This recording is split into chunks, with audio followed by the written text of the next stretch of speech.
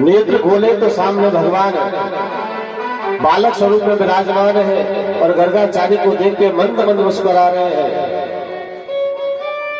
गर्गाचार्य महाराज ने जोर से आवाज लगाई, भैया अरे बालकों को संभालो। मैया दौड़ती हुई आई, कहने लगी, भगवान मुझे क्षमा कर देना, मेरी तो नींद लग गई, ये पता नहीं कब मेरे पास में से उठ के आ गया। मैया ने उठाया, बालक को गोद में लिया। गर्गाचार्य कहने लगे, मैं आश्रम पे जाके प्रसाद बना लूंगा। भैया ने सोचा बाबा नाराज हो गए, कहने लगे, नहीं बाबा, जब तक हमारे यहाँ भोजन नहीं करोगे हमें संतुष्टि नहीं होगी।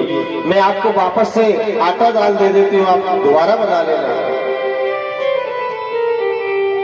अब तो गर्गाचार्य ने दोबारा भोजन बनाना प्रारंभ किया। इधर भगवान कह रहे, भैया तुम कितनी बार भोजन दे देना, इनका नियम है, ये जब तक मुझे अर्पण नहीं करते हैं तब तक ये खुद पाते नहीं है। पर भैया मुझे दोबारा बुलाएंगे और ये मुझे दोबारा बुलाएंगे, मुझे जाना पड़ेगा। भोजन प्रारंभ करने से पहले पुनः हाथ में जल लिया, थाली से जल घुमाया, जल छोड़ा, हे गोविंद पधारो, प्रसाद ग्रहण करो। वो गोविंद तो नहीं आया, पर ठाकुर जी घुटपन चलते चलते वापस पहुंचे। कभी खीर खाई, कभी हलवा खाया। गर्गाचार्य जी को कुछ संकेत तो था कि ऐसा नहीं हो, वापस आ जाए। जैसे नेत्र खोले, भगवान सामने खड़े हैं, चतुर्भुज रूप में दर्शन दे दिए। मैया भक्ति हुई आई, दौड़ती आई, प्रभु क्षमा कर दे, पर मेरी नींद लग गई और ये कब उठ के आ गया मुझे पता नहीं। गर्गाचार्य जी को भगवान के चतुर्भुज में दर्शन हो रहे हैं, मैया को छोटा सा बालक दिख रहा है। गर्गाचार्य कहने लगे, मैया बालक में और भगवान में कोई फर्क नहीं होता है, अब तो छूटा हुआ भोजन भी हम प्रसाद के रूप में खाएंगे। प्रभु भक्ति में लीन सन्यासी ये भेद समझ ना पाया, ये भेद समझ ना पाया। जब जब प्रभु का ध्यान किया बालक ही क्यों आया, बालक ही क्यों आया हो। जब साधु का भी सुने प्रभु को लिया, जगह साधु का भी सुने प्रभु को लिया, अपने हाथों से दिया ने तेरी कोई जाने, तेरी माया कान पाया कोई जाने, तेरी कोई जाने, तू ही जाने हो कान तू ही जाने, तू ही जाने हो कान तू ही जाने, सारी दुनिया के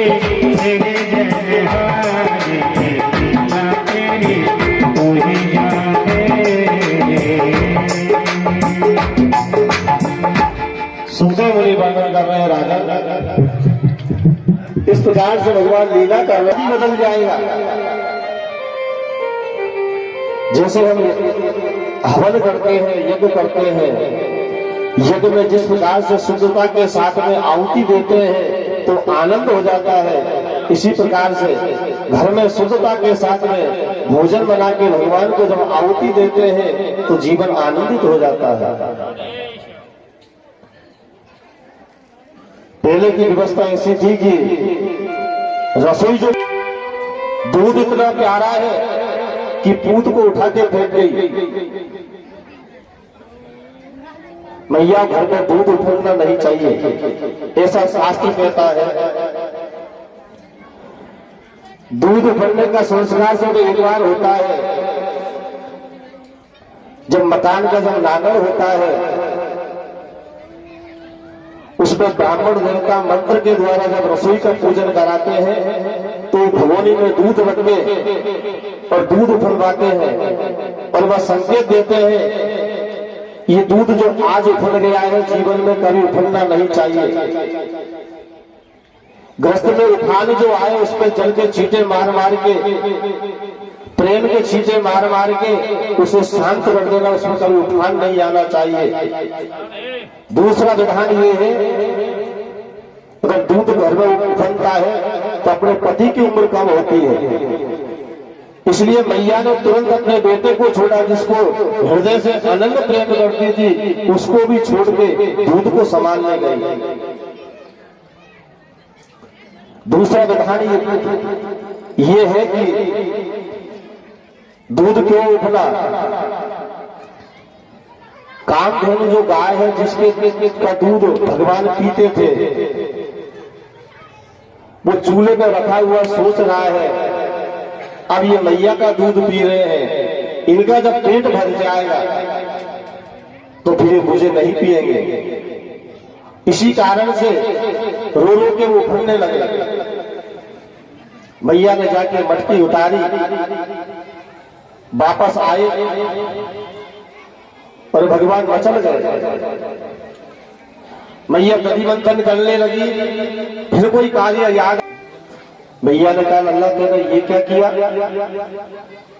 भगवान तो गुस्से में है, कुछ नहीं बोले।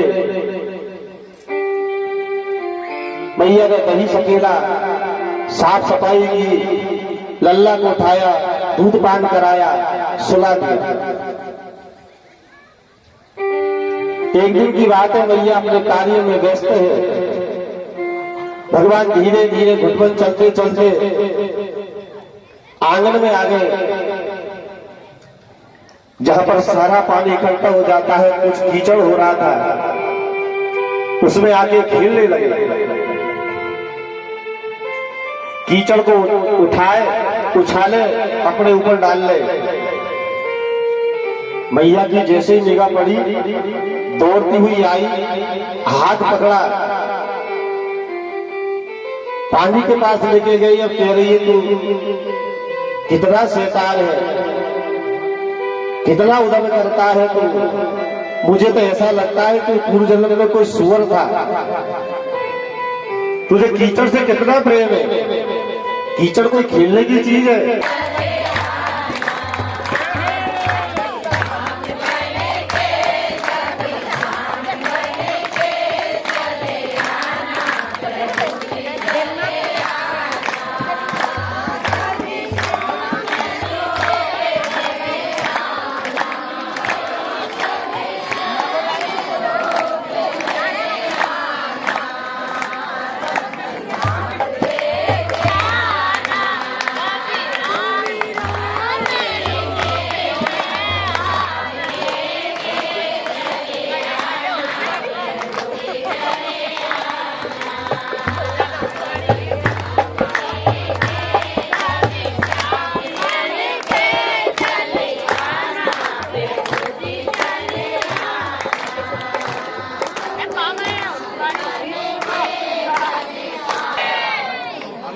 परेशानी आ गई है, जनरेटर खराब हो गया, दूसरा आ रहा है। जब 10 मिनट का विश्राम है, आप